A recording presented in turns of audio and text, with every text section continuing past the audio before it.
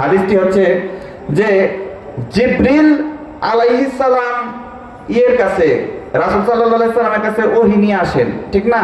সমস্ত নবী রাসূলগণের কাছে জিবরিলই ওহী নিয়ে আসেন। একদিন জিবরিল এর কৌতূহল হলো যে আল্লাহকে একটু দেখি।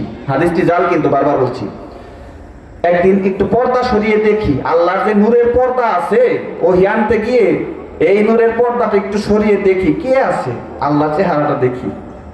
এখন পর্দা সরানোর পরে দেখলো যে মুহাম্মদ সাল্লাল্লাহু আলাইহি সাল্লামই তো আরশের উপরে, তিনিই তো ওহী পাঠাচ্ছেন আবার মুহাম্মদের কাছেই সাল্লাল্লাহু আলাইহি সাল্লাম। মানে বুঝতে পেরেছেন, যিনি মুহাম্মদ তিনিই আল্লাহ, এটাই তাদের বিশ্বাস। এই বিশ্বাস যদি কেউ করে, ঈমান কি থাকবে? ঈমান থাকবে না। এরকম বহু জাল হাদিস রয়েছে যেগুলো বিশ্বাস করলে ঈমান নষ্ট হয়ে যাবে।